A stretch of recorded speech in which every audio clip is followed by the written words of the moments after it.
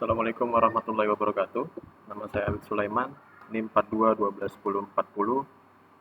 kelas Mekatronika B pagi semester 5. Baik, pada kesempatan kali ini saya akan sedikit membahas dan mendemonstrasikan terkait untuk UTS Machine Vision, yaitu pada soal kita akan membuat program klasifikasi karakter tulisan tangan dengan data MNIST menggunakan histogram of oriented gradient dengan feature extraction-nya. Lalu diklasifikasi menggunakan SVM. Setelah itu kita validasi menggunakan Leave One Out Cross Validation atau LOOCV. Lalu kita tampilkan confusion metric, akurasi, presisi, dan F1 score-nya. Serta kita bahas di sini ada beberapa hal yang perlu kita bahas, yaitu pemrosesan data dari dataset, lalu untuk metode evaluasinya, terus parameter yang kita gunakan, serta perolehan hasil untuk metrik evaluasi kita. Baik, kita langsung masuk ke dalam notebook. Di sini kita pakai Google Colab sebagai Python notebooknya. Saya sudah mengupload dataset yang saya pakai. Nah, namun karena keterbatasan source, saya harus membatasi jumlah dataset saya.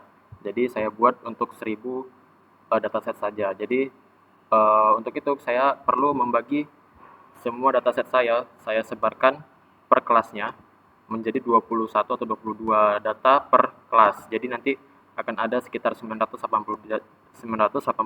data yang akan saya pakai. Ini adalah program yang saya pakai untuk menyebarkan atau membalancekan, menyeimbangkan dari merge train yang tadi menjadi 1000 data lalu disebarkan per kelasnya, yaitu 21 data per kelas. Selanjutnya kita load data tersebut, lalu kita simpan ke variabel train data dan test data. Di sini namanya balance MNIST subset dan balance MNIST test subset. Oke, kita mendapatkan di sini sekitar 987, karena kan 21 dikali kelasnya itu 46, jadi dapatnya 897 kelas. Lalu ini adalah pixelnya, data pixelnya. Lalu setelah itu kita split, kita pisahkan antara data pixel dan labels. Jadi antara data pixel kita masukkan ke xtrain dan datanya labels kita masukkan ke ytrain.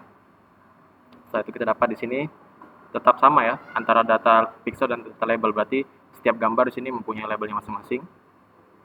Setelah itu kita ubah bentuk dari yang tadinya yang di atas tadi ini masih bentuknya array 1 dimensi. Jadi kita ubah menjadi array 2 dimensi agar nanti bentuknya ya sudah seperti gambar, memiliki panjang dan lebar atau seperti itu.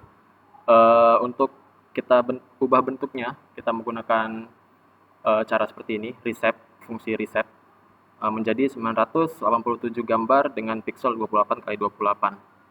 Nah, selanjutnya ini kita ekstraksi feature-nya menggunakan HOG atau HOG ya, histogram of oriented gradient.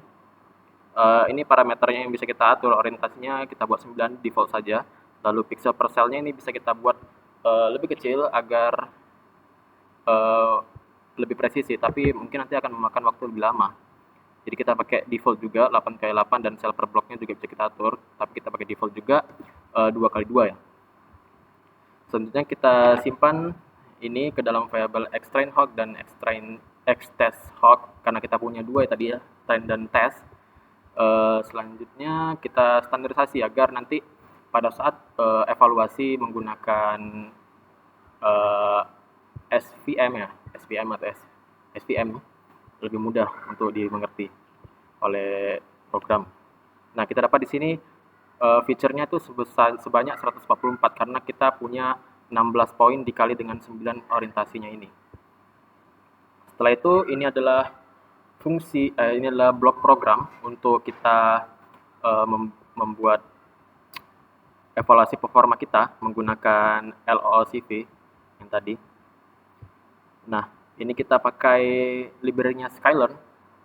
Lalu untuk metriknya kita ambil dari Sklearn metric dan SVC-nya kita pakai Sklearn SVM. Nah, untuk kita pre-define dulu untuk fungsi leave one out-nya, LOO-nya itu kita jadiin ke variabel LOO dan modelnya. Nah, di sini kita punya variabel parameter eksternalnya kita bisa ubah, yaitu ada macam-macam ya. Untuk SVC dapat kita lihat nanti pada dokumennya, ada linear, ada RDF, ada polinomial dan lain sebagainya. Nah, namun saya merasa untuk penggunaan linear ini lebih cenderung baik untuk hasil trainingnya, untuk penyebaran datanya juga lebih baik dan akurasinya juga lebih baik. Lalu nilai C-nya ini kita bisa ubah defaultnya 1, kita bisa ubah lebih tinggi untuk hasil yang lebih baik. Namun untuk nilai C ini saya masih belum mendapatkan hasil yang signifikan dari perubahan semakin besar nilai C-nya. Lalu ini kita buat variabel untuk menyimpan hasilnya, yaitu berupa variabel array ya. Lalu di sini kita buat loop untuk sistem trainingnya. Nah, kita ada variabel xtrain loo, xtest loo, dan ytrain loo, ytrace loo. Nah, ini adalah untuk fungsi melatih atau training model menggunakan SVM-nya, model fit, yaitu variabel yang tadi. Lalu kita uji dengan sampel, yaitu menggunakan ypredict loo dan menggunakan fungsi model predict ini. Selanjutnya kita simpan ke dalam variabel ini, variabel yTrueAppend dan yPrediksi append ya. Nah, ini untuk bagian evaluasi performanya ada akurasi, terus ada confusion metric dan presisi serta F1 score-nya. Nah, ini kita menggunakan fungsi sebagai berikut yang sudah disediakan sama skylearn metric-nya. Lalu kita tampilkan dalam bentuk print di terminalnya. Nah, ini kita dapat akurasi 0,6, yaitu sekitar ya 60% lah. Itu termasuk rendah karena kita pakai hanya 1000 data per sebanyak data yang kita download tadi. Lalu ini presisinya juga 0,6 dan F1 score-nya 0,6. Nah, ini confusion metric versi terminal. Karena seperti ini kita nggak dapat kita baca ya, karena untuk kelas sendiri dia ada sekitar 46 kelas, jadi nggak bisa ditampilkan di sini semua. Jadi kita plotting menggunakan library Seaborn dan matplotlib. Nah, ini kita pakai heatmap ya, atau semakin pekat warnanya maka itu semakin banyak data yang di situ. Nah, inilah yang kita dapat. Nah, tadi kan penyebaran datanya harusnya 21 per kelas. Nah, di sini kita dapat nilai 0 itu hanya 12 yang terbaca benar. Nah, berarti dalam confusion metric ya, nilai diagonal itu akan semakin banyak apabila nilai akurasinya semakin tinggi. Maka ini kita dapat lihat penyebaran datanya lumayan, walaupun nggak sebaik yang kita inginkan. Di sini kita dapat nilai untuk kelas 0 itu ada 12 yang benar sesuai prediksi dan true labelnya. Namun sini ada miss, yaitu dia berada di diprediksi oleh kelas 24. Nah, saya rasa ini kelas 24 ini kita lihat di sini kelas 24 ini nilai aslinya 79. Kalau kita cek 79 ini nilainya adalah, kita convert dulu,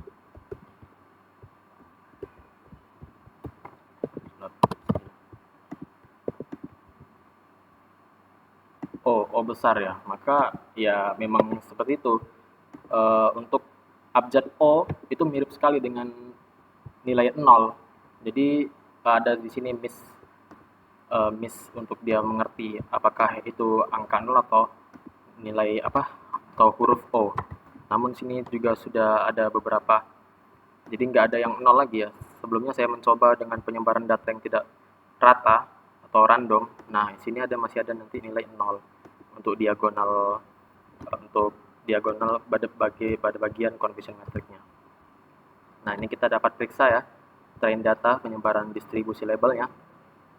Nah, ini 21 data per label, ada 46 label.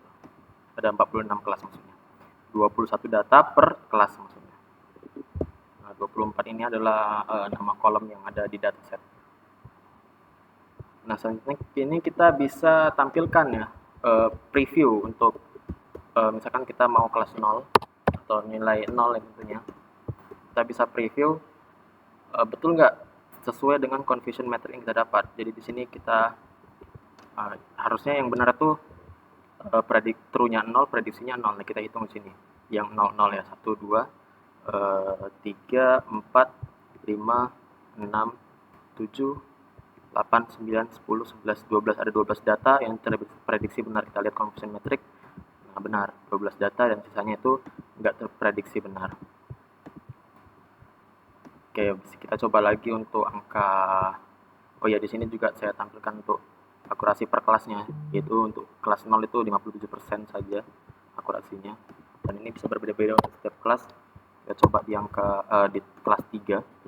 Kelas 3 harusnya di angka 3 ya. Nah, ini angka 3. Terprediksi benarnya itu ada 1, 2, 3, 4, 5, 6, 7, 8, 9, 10, 11, 12, 13, 14, 15, 16. Ada 16, berarti ini lumayan besar akurasinya, 16/21. Nah, ini kelas 3 16 betul. Sisa 1, 2, 3, 4, 5. Ada 5 yang enggak terbaca sebagai benar. Oke, mungkin sekian untuk hasil demonstrasi serta penjelasan terkait program untuk UTS Machine Vision saya. Lebih kurangnya mohon dimaafkan. Wassalamualaikum warahmatullahi wabarakatuh.